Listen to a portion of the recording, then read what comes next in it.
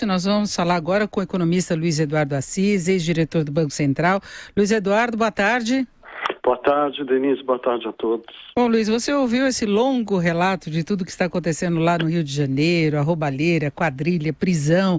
Antes falávamos com o Zé Maria da situação lá em Brasília, Gedel e companhia. E aí nós vamos falar agora de uma certa limitação ou restrição que vai ser imposta à movimentação de dinheiro. O Banco Central está determinando novos procedimentos para quem quer resgatar recursos acima dos R$50 mil em espécie. Vão ter que seguir novas regras a partir desta quarta-feira. Quem for sacar esses recursos terão de informar ao banco com o mínimo de 3 dias úteis. Também será preciso fornecer dados adicionais sobre a transação, como os motivos da movimentação financeira, porque até agora essa exigência era feita apenas em resgates de 100 mil ou mais, né? Você acha que isso pode fazer diferença, Luiz Eduardo? Isso certamente é um passo na direção correta, vai fazer diferença, mas é um pequeno passo. É um passo ainda muito tímido. Veja que isso foi feito já há 6 meses. O Banco Central deu um prazo de 6 meses para todos se adaptarem a essa nova regra, que é, como você falou, é uma redução de 100 mil para saques de até 50 mil com prazo de 3 dias. Mas isso foi feito, portanto, em junho, antes da descoberta do bunker do Gedel Filho, com 51 milhões de reais. Eu acho que essa discussão precisa ser retomada. Na verdade, é muito difícil imaginar quem, por razões honestas, precisaria de 50 mil reais na boca do caixa. Em outros países, essa limitação é muito menor. O que mostram todos esses escândalos é que, muito mais que os doleiros, esses esquemas criminosos de corrupção, eles são viabilizados através de dinheiro vivo. E o Banco Central pode muito bem dar um segundo passo nessa direção. O que foi feito agora é um passo correto, mas, como eu dizia antes, é um passo pequeno. É preciso fazer mais.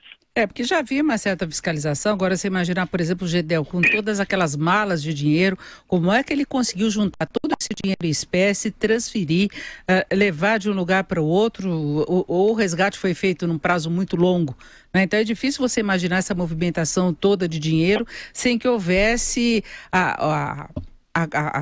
o certificado, o registro na instituição financeira, por exemplo.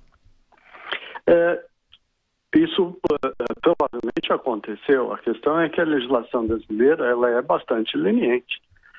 E provavelmente, na minha opinião, deve existir um mercado secundário de dinheiro vivo.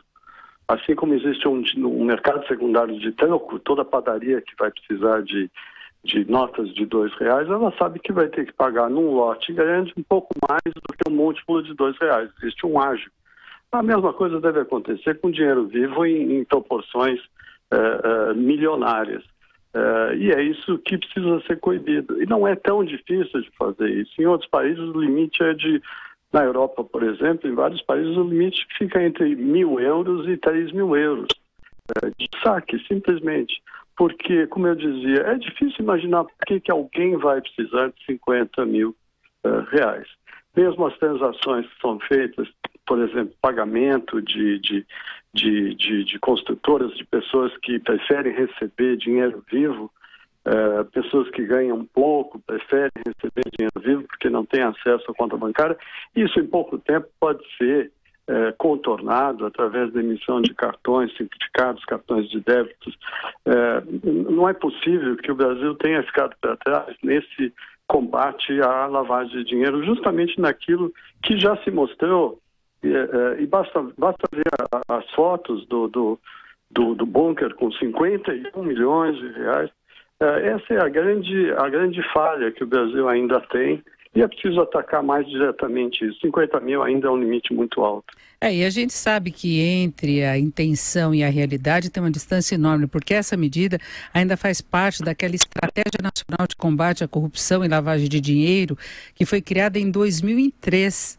E depois de 2003, olha o que nós tivemos aí de toda essa investigação da Lava Jato, o que ela tem mostrado, toda a roubalheira mais pesada veio exatamente nesse período, né? Exatamente, e mostrou que quando a gente fala dos doleiros, na prática os doleiros não existem mais. O que existem são intermediários que vão conseguir amealhar e transportar essa quantidade fantástica de dinheiro vivo. Esse é um elo que está faltando nesse combate à lavagem de dinheiro, combate à corrupção.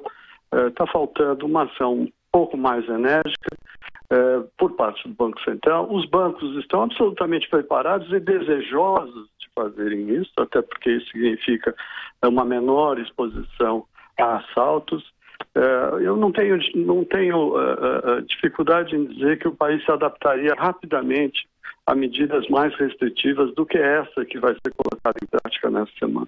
Até por uma questão de segurança, dificilmente a pessoa pega uma quantia tão grande de dinheiro nas mãos. Se você sair com 50 mil do banco, você sai que nem o Rocha Loures, né? Olhando para todo lado para ver se não tem ladrão, se você não vai ser assaltado, se tem medo de sair com o carro mesmo e ser roubado. É uma preocupação muito grande, né? Boa intenção geralmente não tem quem pega uma quantia maior de dinheiro. É difícil imaginar quem faça isso por alguma razão legítima e que seja incontornável, que seja absolutamente necessário. É difícil imaginar em quais circunstâncias isso seria necessário. Existem outros países, na Alemanha, por exemplo, que houve uma dificuldade grande de se fazer essa limitação de saque em dinheiro na boca do caixa. É uma discussão politizada, uma discussão ideológica, uma discussão liberal, porque afinal de contas se argumenta que o direito à privacidade estaria sendo ferido na medida em que as operações conseguiriam ser monitoradas. Mas hoje, no Brasil, diante de tantos escândalos de corrupção, é exatamente disso que a gente precisa. A gente precisa que as operações sejam monitoradas e que as pessoas não tenham direito, ou tenham direito restringido ao anonimato das operações com dinheiro vivo.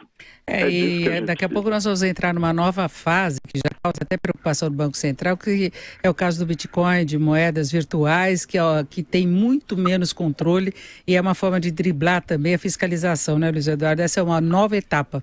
O que também é absolutamente necessário, e aqui também o Banco Central foi bastante tímido, fazendo apenas uma recomendação em relação ao caráter especulativo. Mas provavelmente antes disso o próprio mercado vai se encarregar de estourar essa bolha. Na questão do dinheiro vivo, não. Nós teremos que conviver com esse problema enquanto o Banco Central não adotar medidas mais restritivas. Eu quero acreditar que essa medida desta semana é um primeiro passo e que novas medidas surgirão rapidamente em 2018. Nós conversamos com o economista Luiz Eduardo Assis, ex-diretor do Banco Central. Luiz Eduardo, muito obrigada, uma boa tarde. Obrigado a todos. Boa tarde, Denise.